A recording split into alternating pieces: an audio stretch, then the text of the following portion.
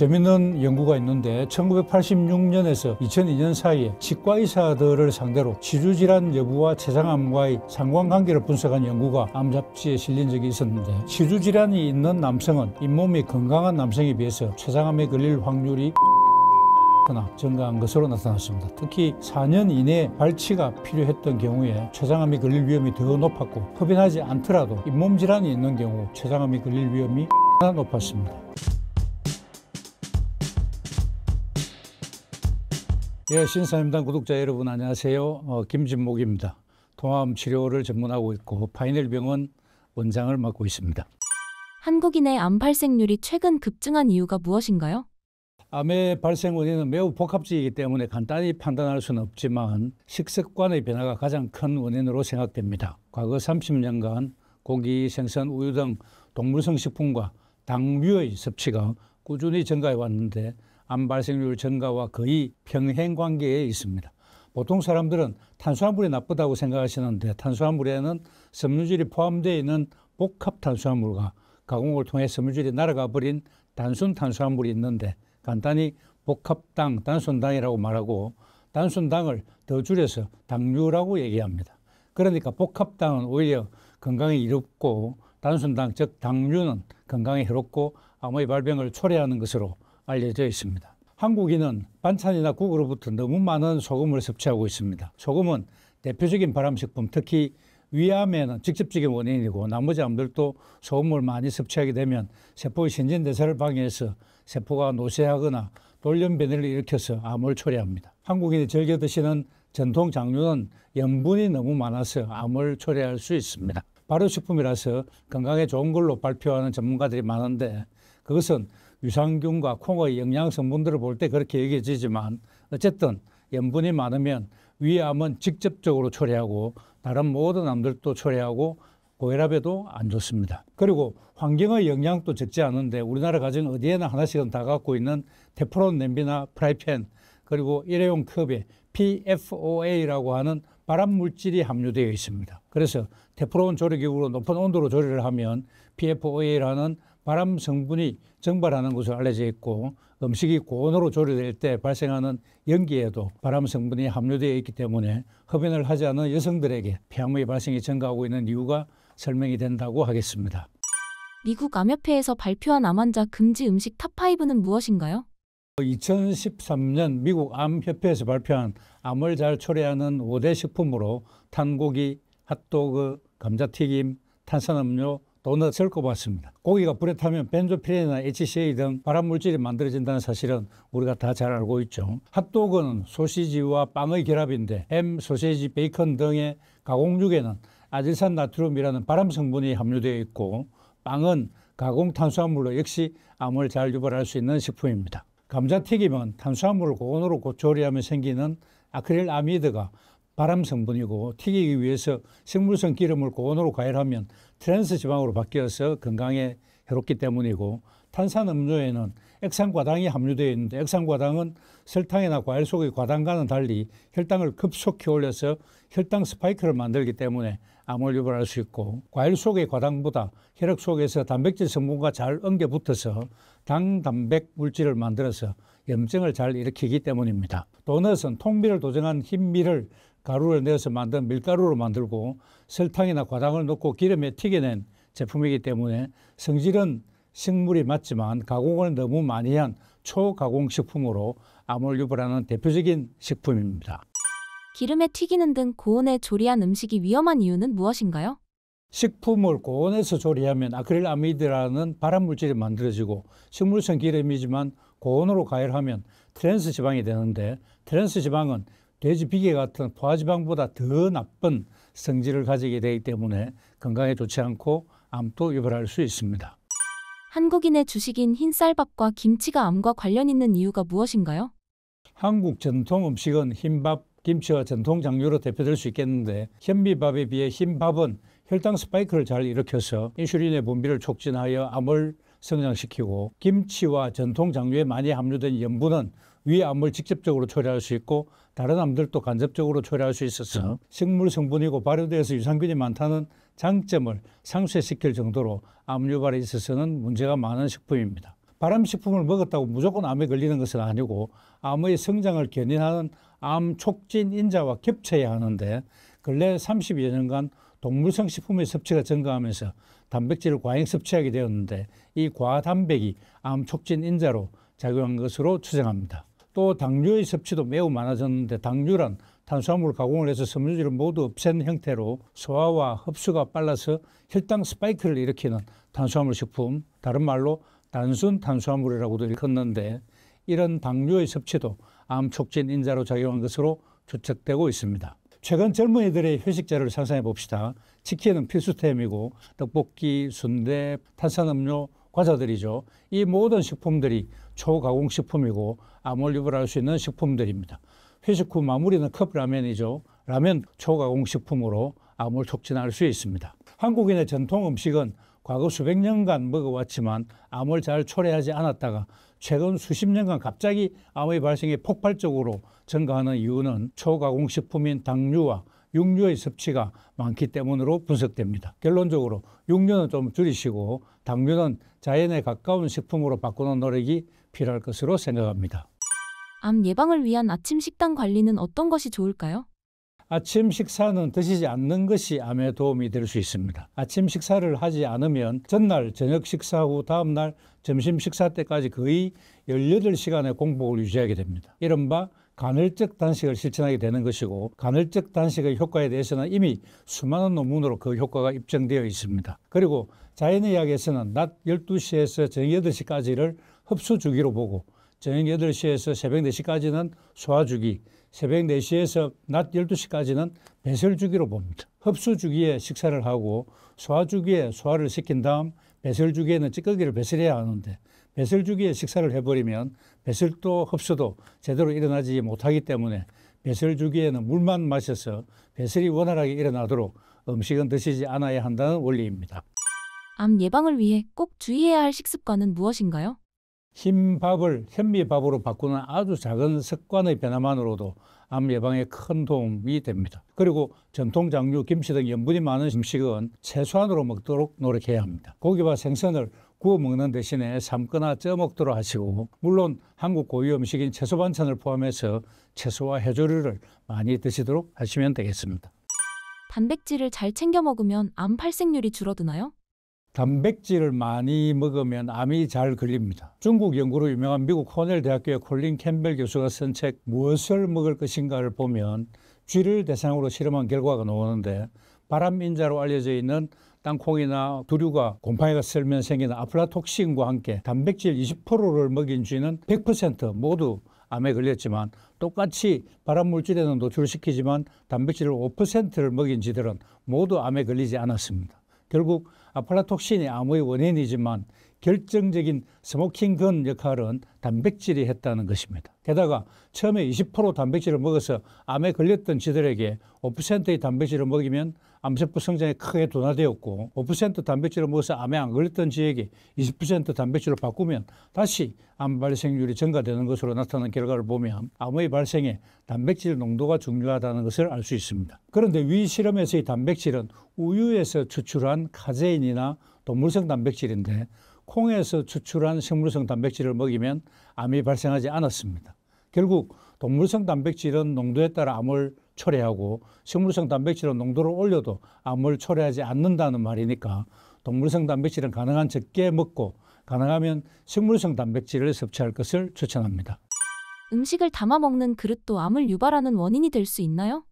여러분의 가정에 냉장고 안을 살펴보면 여러 가지 보존 용기가 있는데 특히 주로 플라스틱 제품이죠. 이 제품들에서 발암물질이 생성될 수 있다는 사실 아십니까? 그리고 주방에 있는 여러 가지 조리기구들, 냄비나 프라이팬에서도 발암 성분이 검출되고 있습니다. 어느 가정에나 스테인리스 냄비나 프라이팬이 있습니다. 새로 산 스테인리스 용기들을 손으로 만져보면 무언가 까맣게 묻어놓은 가루가 있는데 이것이 연마제입니다. 가루가 없는 경우라 하더라도 종이 타올에 기름을 묻혀서 닦아보면 시커먼 때가 나오는데 이 연마제는 몇 가지 있지만 가장 많은 성분이 탄화규소라고 합니다. 국제암연구소는 탄화규소를 2군 A 발암물질로 분류하고 있습니다. 암 유발 추정 성분이기 때문에 섭취나 노출 가능성을 최소화하시는 게 좋다는 의미입니다. 주부들이 프라이팬을 고를 때 고려하는 사항은 단연 바닥 코팅이죠. 코팅이 잘 된 프라이팬은 음식에 눌어붙지 않고 오래 사용해도 벗겨짐이 적어서 사용과 관리가 편하기 때문입니다. 이런 까닭에 프라이팬 제조회사들은 테프론 코팅의 우수성을 앞세워서 제품을 광고하고 있는데, 테프론 코팅지에 가브라옥탄산이라는 PFOA가 포함되어 있습니다. 몇 년 전 대구 수돗물에서 검출돼서 문제가 됐던 화학물질이고, 세계보건기구 산하 국제암연구소에서 PFOA를 발암물질로 규정하고 있습니다. PFOA는 열을 가하면 휘발해서 호흡기를 통해서 인체에 축적되는데 내분비계, 교란, 불임, 기형아, 암 등을 초래할 수 있습니다. 코팅이 벗겨진 프라이팬에서는 PFOA뿐 아니라 코팅 안쪽으로부터 알루미늄 등 금속 성분이 나올 수 있습니다. 알루미늄은 신진대사와 에너지 순환을 방해해서 장기간 누적되면 면역세포를 파괴하기도 하고, 우리가 잘 알고 있듯이 치매를 초래할 수 있기 때문에 코팅이 벗겨진 프라이팬은 바로 버리시기를 바랍니다. 전자레인지에서 용기를 안전하게 사용하는 방법은 무엇인가요?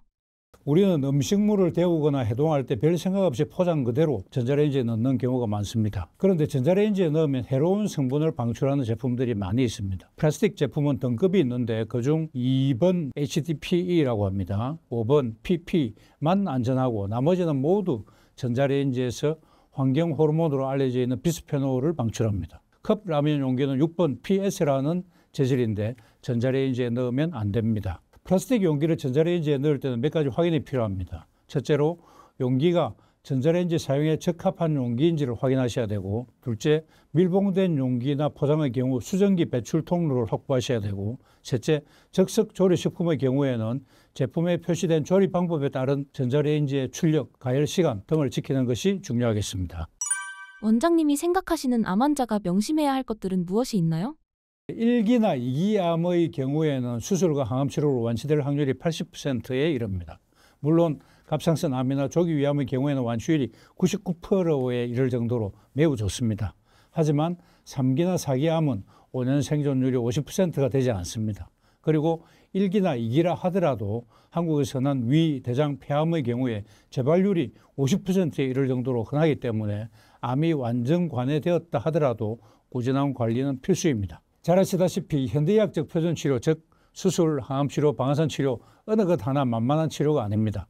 부작용이 매우 크죠. 특히 항암치료는 그 부작용에 지쳐서 현대의학을 포기하는 사람이 꽤 많이 나올 정도입니다. 통합암치료는 항암치료의 부작용을 획기적으로 낮춰줄 수 있습니다. 만일에 항암치료로 겪게 되는 부작용의 정도를 열이라고 했을 때 그 정도를 1 내지 2 정도로 확 낮춰드리기 때문에 더 이상 항암치료를 두려워하지 않아도 되게 만들어드립니다. 항암치료 중에는 반드시 통합암치료를 받으시길 권유합니다. 그리고 암 환자들이 꼭 명심해야 할 3가지는 마음관리, 식사관리, 운동입니다. 항상 밝고 긍정적이며 적극적인 생활 태도가 좋은데, 그렇게 되기 위해서는 마음관리를 꾸준히 해야 하는 노력이 필요합니다. 식사는 통곡 자연식물식을 하셔야 하는데 흰밥이 아니라 흰미밥을 드셔야 하고, 채식이라고 무조건 좋은 것이 아니고 자연에 가까운 형태인 자연식물식을 해야 합니다. 운동은 유산소 운동과 근육 증강 운동을 적절히 섞어서 하시는 것이 좋습니다. 맨발 걷기도 적극적으로 추천합니다. 만성염증은 무엇이고 어떻게 몸에 발생하나요? 염증은 신체의 방어 반응 중 하나로 생태 조직의 손상을 치유하거나 외부의 침입체에 대해서 방어하는 우리 몸의 반응입니다. 급성염증은 빨갛게 붓고 열이 나고 아프고 고름이 나는 것들을 떠올리시겠지만, 만성염증은 다릅니다. 미세먼지, 고혈당, 고혈압, 식품 첨가물, 스트레스 등 다양한 원인으로 몸과 마음이 혹사당하면 염증성 단백질이 아주 조금씩 만들어져서 염증이 발생합니다. 시간이 지나면 자연스럽게 없어지는 급성염증과는 달리 끊임없이 생기는 미세염증을 만성염증이라고 합니다. 급성염증과는 달리 자극 증상이 거의 없기 때문에 방치하기 쉬워서 만성질환을 키우는 원인이 됩니다. 만성염증은 매일 조금씩 우리 몸을 갉아먹다가 몸의 한계에 달하는 시점에 이르러 드디어 임상 증상이 발현되는데, 이때는 너무 늦어서 되돌릴 수가 없게 되는 것입니다. 만성염증이 암으로까지 유발될 수 있나요? 만성염증은 혈관을 타고 곳곳을 돌아다니며 신체를 손상시켜서 세포 노화와 변형을 일으키고 면역 반응을 지나치게 활성화시켜서 면역계를 교란합니다. 서울대병원 건강정진센터 연구에 따르면 만성염증 수치가 높은 사람은 낮은 사람보다 암 발생 위험이 남성은 38%, 여성은 29%더 증가했다고 합니다. 자신이 만성염증을 가지고 있는지 확인하는 방법이 있을까요? 예, 방법이 있습니다. 첫째로 체중이 많이 나가고 항상 단 것이 당기고 늘 배가 고프다. 둘째, 손톱이 잘 부러지고 머리카락에 윤기가 없다. 셋째, 평소 소화가 잘 안 되고 변비가 있다. 넷째, 수면 시간이 길어지고 자고 일어나도 몸이 무겁다. 다섯 번째, 예전에 비해 집중력이 떨어진다. 여섯 번째, 기력이 없고 스스로 건강하다고 생각하지 않는 경우. 일곱 번째, 머리가 아프고 늘 피곤한 경우. 여덟 번째, 피부가 건조하다. 아홉 번째, 비염이나 천식 등이 있다. 열 번째, 치주염이나 잇몸 질환이 있다. 11번째, 고혈압이나 당뇨병을 앓고 있다. 위 11가지 중 4가지 이상 일치한다면 만성염증이 있는 것으로 판단 가능합니다. 만성염증을 물리치는 생활 습관은 무엇인가요? 만성염증을 없애기 위해서는 스트레스 관리와 충분한 수면, 적절한 운동과 휴식, 식물 영양소가 풍부한 음식, 즉 채소와 과일을 자주 먹고 검주와 검연은 필수로 하겠습니다. 만성염증을 유발하는 최악의 음식은 무엇인가요? 최종 당화 산물이라고 들어보셨죠? AGE라고 합니다. AGE를 만드는 단당류, 예를 들어 부드러운 빵, 과자, 패스트푸드 등의 단당류, 기름진 육고기와 육가공 제품, 그리고 술, 이 세 가지가 만성염증을 잘 초래하는 세 가지 음식입니다. 만성염증을 싹 사라지게 하는 음식은 무엇인가요? 만성염증을 없애는 약은 약 상자에 있는 것이 아니라 냉장고 안에 있습니다. 음식이라는 말이죠. 염증을 없애는 음식 어떤 것이 있을까요? 여러분도 짐작하고 계시겠지만 첫 번째는 채소입니다. 양파, 마늘, 토마토, 당근, 양배추, 시금치, 케일, 버섯 등이 있고 향신료에 속하는 채소들 강황, 후추, 정향, 계피, 겨자, 박하, 고수 등이 있고 바질, 루꼴라, 민트 같은 허브도 포함됩니다. 두 번째로는 과일입니다. 우리나라에서 흔한 과일들인 사과, 감, 수박, 귤, 딸기 등이 있고 세 번째로는 견과류와 씨앗 종류고 네 번째로는 오메가3가 많이 함유된 등푸른 생선, 아마씨, 들깨 등이고 다섯 번째는 커피와 녹차입니다. 만성염증에 커피가 안 좋다던데 사실인가요? 예, 커피에는 물론 카페인이 있어서 안 좋죠. 그런데 커피에는 클로로겐산이라고 하는 항산화 성분이 있기 때문에 그걸 이제 블랙커피로 마시게 되면 항산화 작용을 할 수 있습니다. 만성염증에 토마토가 가장 좋은 이유는 무엇인가요? 토마토에는 너무나 유명한 영양소인 라이코펜이 들어있죠. 라이코펜은 항산화 작용이 세고 그리고 특히 남성들에 있어서 전립선암의 예방에 아주 큰 작용을 합니다. 그래서 전립선암 가족력이 있는 분들은 반드시 토마토를 상복하시기를 바랍니다. 하버드 의대에서 발표한 만성염증을 뿌리 뽑는 방법은 무엇인가요? 2020년에 하버드 의대에서 발표한 스페셜 헬스 리포트 만성염증을 없애는 방법을 보면 첫 번째로 항염식품 섭취하기입니다. 앞에서 항염식품에 대해서 자세히 말씀드렸습니다만 채소, 과일, 견과류, 오메가3, 녹차와 커피라고 말씀드렸고 두 번째 장내 미생물 관리하기입니다. 장내 유익균들의 먹이가 되는 다당류나 섬유질 식품을 많이 섭취하고 유해군의 먹이가 되는 기름진 음식과 패스트푸드를 피하는 것이 좋겠습니다. 세 번째는 적절한 운동이고 네 번째는 충분한 수면, 다섯 번째는 금연, 여섯 번째 절주, 일곱 번째 만성 스트레스 극복이고 마지막으로 염증을 줄여주는 건강보조식품 섭취하기인데 여기에는 커큐민, 생강, 카테킨, 클로로겐산, 커피의 클로로겐산입니다. 오메가3, 보스웰리아, 레스베라트롤, 양파의 코리세틴 등이 있습니다. 만성염증으로 찾아온 환자 중에 암 환자였던 분들도 있었나요? 저는 암 환자분들을 많이 진료하고 있는데 암 환자분들은 만성염증이 있다고 보고 치료를 해야 됩니다. 그래서 만성염증을 유발하는 음식들은 피하고 만성염증을 치료할 수 있는 통곡 자연식물식을 많이 드시도록 권유를 하고 그리고 만성염증을 치료할 수 있는 항산화제들 여러 가지 건강보조식품들의 섭취 그리고 비타민C 경구 복용이나 정맥주사 이런 치료를 통해서 만성염증을 없애기 위해서 많이 노력하고 있습니다. 의사 선생님들이 가장 무서워하는 암은 무엇이고 이유는 뭔가요?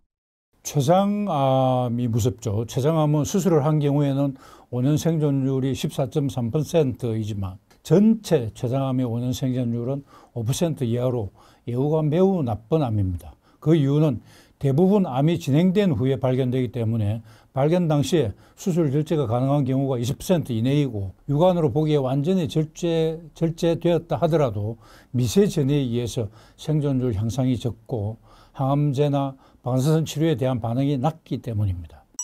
췌장암은 왜 압도적으로 사망률이 높은가요? 췌장은 위 뒤에 자리 잡고 있어서 후 복막강의 다른 장기들에 둘러싸여져 있고 초기에 증상이 거의 없기 때문에 조기 진단이 매우 어렵습니다.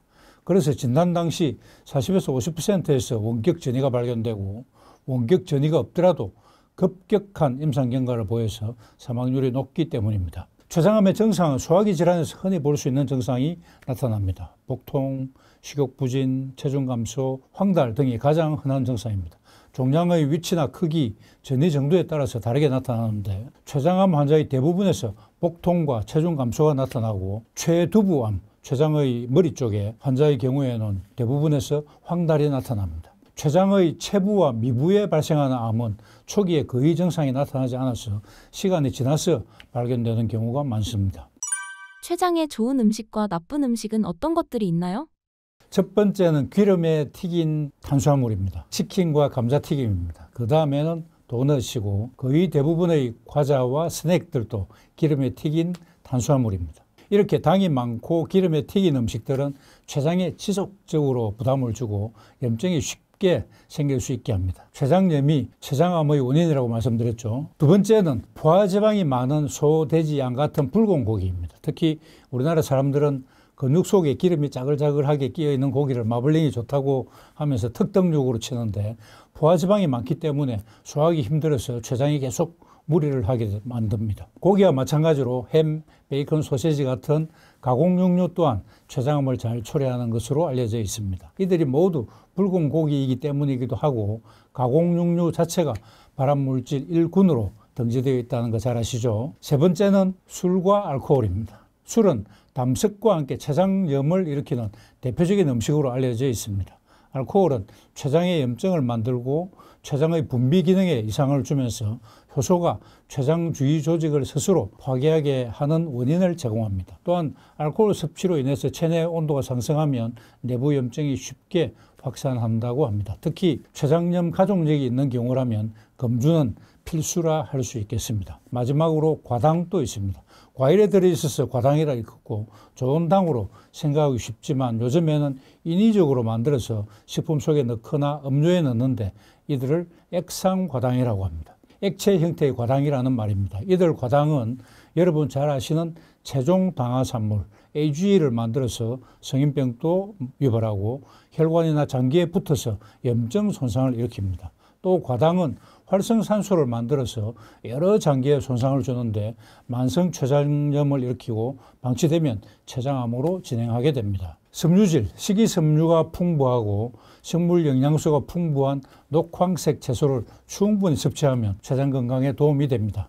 또한 과도한 폭식과 절식하는 습관은 인슐린 민감성에 영향을 줄 수 있기 때문에 매끼 적절한 식사와 소식하는 습관을 들이는 것이 좋겠습니다. 식사할 때는 꼭꼭 씹어서 삼키는 습관을 들이도록 하시고 또한 췌장에 도움을 주는 영양제로는 항산화나 항염작용이 있는 커큐민, 오메가3가 도움이 되고 소화효소를 매일 섭취하면 췌장의 부담을 줄일 수 있어서 추천합니다. 붉은 고기와 같은 동물성 지방, 감자튀김 같이 지방과 당이 많은 음식, 에너지 드링크나 달콤한 음료, 주스 등 과당이 많이 들어있는 음료수, 탄 고기 등 췌장에 부담을 주는 음식은 가능한 피해야겠고 어쩔 수 없이 드셔야 하는 경우에는 채소를 많이 먹어서 섬유질로 위를 가득 채운 다음에 드시면 그나마 흡수를 적게 줄일 수 있고 포화지방이나 콜레스테롤, 당분을 섬유질에 흡착시켜서 대변으로 배출시킬 수도 있습니다. 청량음료 대신에 생수나 차를 마시는 습관을 들이시면 좋겠고 과일과 채소, 해조류, 그리고 현미밥을 주식으로 먹는 것이 좋고 육류는 안 먹을수록 좋겠지만 꼭 드셔야 한다면 굽거나 튀기기보다는 삶거나 쪄서 드시는 것이 좋겠습니다. 췌장암을 초기에 알아차릴 수 있는 증상이 있을까요? 췌장암의 증상은 소화기 질환에서 흔히 볼 수 있는 증상이 나타납니다. 복통, 식욕부진, 체중 감소, 황달 등이 가장 흔한 증상이고 종양의 위치와 크기, 전이 정도에 따라 다르게 나타나는데 췌장암 환자의 대부분에서 복통과 체중 감소가 나타나고 췌두부암 환자의 대부분에서 황달이 나타납니다. 췌장의 체부와 미부에서 발생하는 암은 초기에 거의 증상이 나타나지 않아서 시간이 지나서 발견되는 경우가 많습니다. 췌장에서 분비되는 인슐린이 감소되기 때문에 당뇨 증상도 흔히 나타납니다. 췌장에서 아밀라제와 리파제 등의 소화효소가 분비되는데 췌장의 이상으로 이들 소화효소의 분비가 떨어지면 소화가 잘 안 되게 되겠죠. 소화장애가 췌장암의 신호일 수 있습니다. 췌장은 위의 뒤, 척추의 앞에 위치하기 때문에 췌장이 이상이 있는 경우 똑바로 누워있을 때 등 쪽에서 통증이 나타날 수 있습니다. 배가 아프지만 촉진으로 눌러보았을 때 위나 다른 장기 뒤에 위치하기 때문에 통증이 없을 수 있겠죠. 그래서 췌장암이 있을 때 촉진으로 통증이 악화되지 않는 특성이 있을 수도 있습니다. 췌장암을 조기에 발견하기만 하면 생존 확률이 올라가나요? 췌장암은 수술을 한 경우에는 5년 생존율이 14.3%이지만 전체 췌장암의 5년 생존율은 5% 이하로 예후가 매우 나쁜 암입니다. 그 이유는 대부분 암이 진행된 후에 발견되기 때문에 발견 당시 수술 절제가 가능한 경우가 20% 이내이고 육안으로 보기에 완전히 절제되었다 하더라도 미세 전이에 의해 생존율 향상이 적고 항암제나 방사선 치료에 대한 반응이 낮기 때문입니다. 따라서 췌장암은 조기 발견이 생존율 향상에 매우 중요하다 하겠습니다. 췌장암의 원인이 될 수 있는 몸밖 다른 질환들이 있을까요?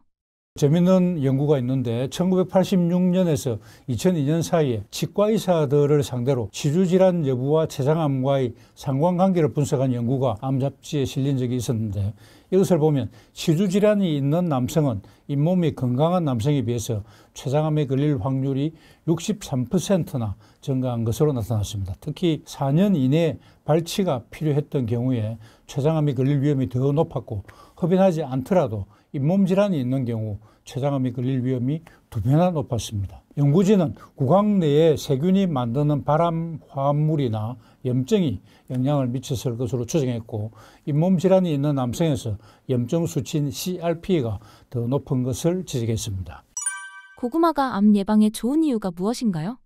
식품의약품안전처의 보고에 따르면 고구마 속에는 강글리오사이드라고 하는 당 지질 성분이 있는데 세포의 성장, 정식, 분화 등의 중요한 역할을 담당하기 때문에 암세포를 정상세포로 돌려주는 기능을 하고 우리 몸의 면역력을 정진시켜주는 역할을 합니다. 일본 도쿄대 의학연구소에서 고구마의 항산화 성분과 항암작용에 대한 연구를 했는데 항암 기능이 있는 채소 2종류를 조사한 결과 고구마가 브로콜리나 양배추를 제치고 1위를 차지했다고 밝혔습니다. 고구마 속에 풍부한 안토시아닌 때문인데 안토시아닌은 암세포 성장에 필요한 염증과 활성산소의 발생을 억제하고 몸속 세포가 염증이 생기고 노화되는 것을 억제해서 각종 암의 발생을 억제하는 것으로 발표하였습니다. 고구마는 어떻게 먹는 것이 좋은가요? 고구마를 먹는 조건들이 있습니다. 첫째로 껍질째 섭취하는 것이 좋습니다. 고구마의 좋은 성분을 온전히 섭취하기 위해서는 항산화 성분과 식이섬유가 껍질에 많기 때문입니다. 또 고구마의 전분을 분해하는 데 도움을 주는 얄라핀 성분도 껍질에 많기 때문입니다.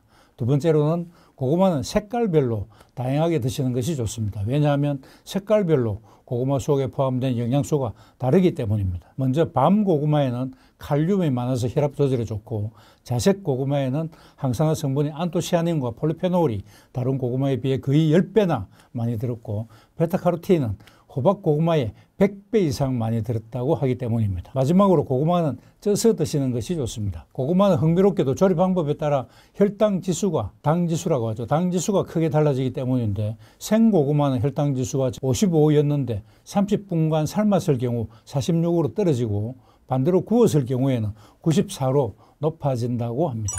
고구마와 함께 먹으면 좋은 음식은 무엇이 있나요? 고구마와 함께 먹으면 좋은 식품으로는 무, 사과, 김치 등이 있습니다. 무는 농식품 종합 정보 시스템 자료에 따르면 무 속에는 식이섬유와 비타민C, 칼륨 성분이 풍부하게 함유되어 있고 또한 음식물 소화 흡수를 촉진하는 디아스타제라고 하는 소화효소가 들어 있습니다.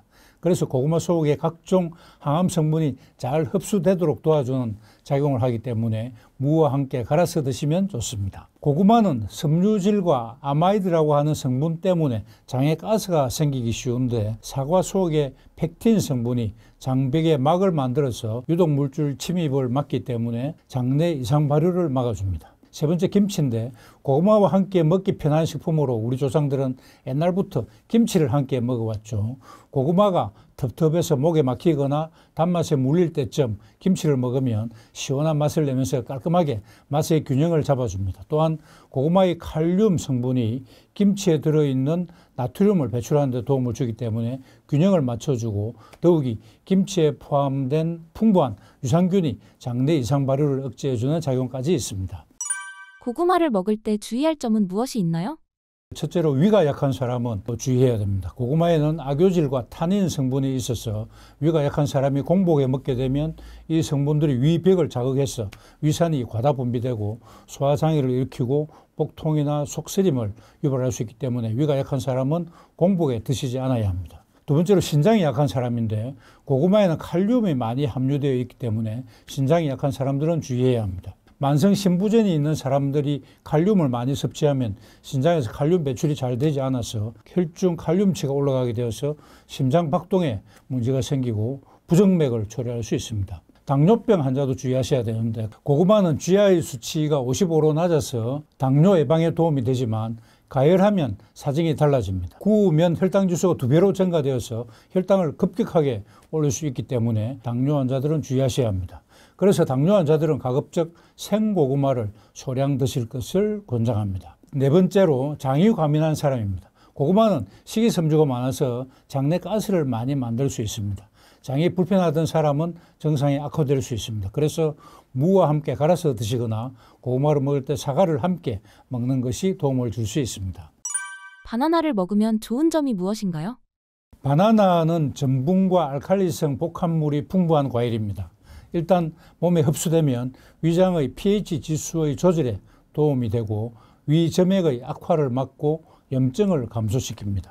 또한 천연 펙틴이 들어있어서 위장을 부드럽게 해주고 정상적으로 기능을 복원할 수 있도록 도와줍니다. 바나나에는 각종 미네랄이 풍부하게 들어있습니다. 특히 칼륨이 풍부해서 혈압과 심혈관 질환의 위험성을 낮춰주고 베타카로틴, 카테킨 등의 항산화 성분이 피로를 쫓아주고 피부 건강에도 도움이 됩니다. 장시간 운동할 때 에너지원이 되고 포만감을 느끼게 해주는 데다가 휴대하기도 편하고 맛도 좋아서 운동선수들이 운동하는 도중에 잘 먹는 과일 중의 하나입니다. 바나나와 같이 먹으면 좋은 음식은 무엇인가요? 바나나와 오트밀은 매우 유명한 조합입니다. 바나나는 맛이 달콤하고 식물성 섬유질이 풍부해서 소화 기능을 촉진하는 데 좋습니다. 오트밀은 아침 식사로 많이 섭취하는 음식이고 에너지를 공급하고 식물성 섬유질이 풍부하고 소화 기능을 돕는 역할을 합니다. 바나나와 오트밀을 함께 먹으면 체력을 유지하고 소화 기능을 촉진하는 데 효과적입니다. 그 다음에 바나나와 아보카도는 건강에 좋은 조합입니다. 아보카도는 지방이 풍부하지만 건강한 지방산이 포함되어 있어서 체중 감량과 혈당 조절에 도움이 됩니다. 바나나는 식물성 섬유질과 비타민이 풍부해서 소화기능을 촉진하는 데 좋습니다. 바나나와 아보카도를 함께 드시면 소화기능을 촉진하고 체중 감량과 혈당 조절에 효과적입니다. 바나나와 요거트도 건강에 좋은 조합입니다. 요거트에는 프로바이오틱스가 풍부해서 장 건강에 좋습니다. 바나나에는 식물성 섬유질이 풍부해서 소화기능을 촉진하는 데 좋습니다. 바나나와 요거트를 함께 드시면 장 건강을 촉진하고 소화기능을 개선하는 데 효과적입니다. 그 다음 바나나와 견과류도 건강에 좋은 조합입니다. 견과류는 단백질과 지방이 풍부하고 비타민 E와 미네랄이 풍부합니다. 바나나는 비타민 C와 식물성 섬유질이 풍부하고 면역력 강화와 소화기능 향상에 좋은 효과가 있습니다. 바나나와 견과류를 함께 드시면 단백질과 식물성 섬유질이 함께 포함되어 있고 포만감을 높여주고 에너지를 오랫동안 유지하는 데 도움이 됩니다. 또한 견과류는 바나나와 함께 섭취하면 식물성 섬유질이 포화되어서 더욱 건강에 좋은 효과가 있습니다. 마지막으로 바나나와 닭가슴살도 건강에 좋은 조합입니다. 닭가슴살은 단백질이 풍부하고 근육 발달에 도움이 되고 비타민 B6와 칼륨이 함유되어 있어서 에너지를 공급하는 데 좋습니다. 바나나는 식물성 섬유질과 비타민이 풍부하고 소화기능을 촉진하는 데 좋습니다. 바나나와 닭가슴살을 함께 드시면 단백질과 식물성 섬유질이 함께 섭취되어서 포만감을 높여주고 에너지를 오랫동안 유지하는 데 도움이 됩니다. 바나나 섭취를 피해야 하는 사람도 있나요? 칼륨이 풍부한 바나나는 혈압 조절과 더불어 붓기나 냉증에도 좋다고 알려져 있습니다. 식이섬유의 일종인 펙틴이 풍부해서 변비에도 효과적입니다. 또 운동 전 에너지 드링크와 같은 효능도 있어서 다이어트 식품으로는 단연 최고로 꼽히고 있습니다. 우울증과 스트레스에도 효과적이고 잠을 잘 자게 해주는 과일로도 꼽히는데요. 심신을 안정시키는 영양소가 풍부해서 천연 신경 안정제라고도 불립니다. 이 밖에도 빈혈, 소화, 항염증 작용 등 건강에 좋은 효능을 두루 갖추고 있습니다. 그런데 소음인과 태음인에게는 해로운 과일 중 하나로 바나나가 꼽힌다고 합니다. 소음인과 태음인 체질인 사람이 바나나를 많이 먹게 되면 각종 부작용을 유발할 수 있는데요. 두통, 근육경련, 변비, 설사, 소화불량, 어지러움 등이 대표적입니다. 특히 소음인은 소화기가 차갑고 습한 체질인데 이런 체질의 사람이 약성이 찬 바나나를 먹으면 비장과 위가 더 차가워져서 소화불량의 원인이 됩니다. 그리고 이 소화불량이 혈액순환과 기순환 모두를 방해해서 결국 두통과 어지러움까지 동반하게 된다고 합니다. 변비에 좋다는 참외나 바나나의 경우 사람의 체질에 따라 그 효과가 극과 극이라고 하니까 주의해야겠습니다. 바나나에 많은 칼륨은 나트륨의 배출을 도와서 염분 섭취가 많은 우리나라 사람들에게 좋고 고혈압이나 심혈관 질환의 예방에 도움이 되지만 고혈압이나 심장병 때문에 베타 차단제를 복용하고 있는 사람이나 신장 기능이 나쁜 사람들은 주의하셔야 합니다. 칼륨치가 지나치게 상승해서 심장에 무리를 줄 수 있기 때문입니다. 편두통이 잦은 사람과 알러지가 있는 사람들도 주의하셔야 합니다. 바나나 같은 단 과일을 당뇨 환자가 먹어도 되나요? 바나나는 익을수록 GI 수치가 올라갑니다. 그래서 당뇨 환자들은 좀 덜 익은 바나나를 먹는 것이 좋겠고 잘 익은 바나나는 하루에 반 개 정도로 양을 줄이는 것이 좋겠습니다. 간식으로 먹기보다는 식후 디저트로 먹어서 혈당 상승을 분산시키는 것이 좋겠습니다. 그리고 바나나를 먹었을 때에는 다른 탄수화물의 섭취를 줄이도록 신경 쓰셔야 합니다. 바나나와 함께 견과류나 단백질이 풍부한 식품을 섭취하면 혈당 상승을 완만하게 할 수 있습니다. 견과류의 건강한 지방과 단백질이 혈당 조절에 긍정적인 영향을 미치기 때문입니다. 녹색 바나나 섭취가 대장암 위험을 낮춘다는 것이 사실인가요? 덜 익은 초록색 바나나는 위장 건강과 암 예방에 도움을 주는 저항성 전분이 많습니다. 저항성 전분은 장내 미생물에 의해서 소화 발효되는 탄수화물입니다. 초록색 바나나엔 저항성 전분이 노란색 바나나보다 20배나 더 많이 들어 있습니다. 실제 브라질리아대 연구에 따르면 초록색 바나나를 매일 하나씩 섭취한 그룹에서 설사, 변비 등 위장 증상이 줄어들었고 대장암 위험이 낮아졌습니다. 덜 익은 바나나의 저항성 전분이 유전성 대장암 중 하나인 린치 증후군 예방에 도움을 준다는 연구가 미국 암연구협회 저널에 게재되기도 했습니다. 특히 다이어트 중인 사람에게 바나나를 추천합니다. 저항성 전분은 포만감을 오래 유지해서 식욕을 억제하고 신진대사를 촉진해서 다이어트에 도움을 주지만 소화가 잘 안 된다는 단점이 있습니다. 암을 이겨낸 사람들의 공통적인 특징은 무엇인가요?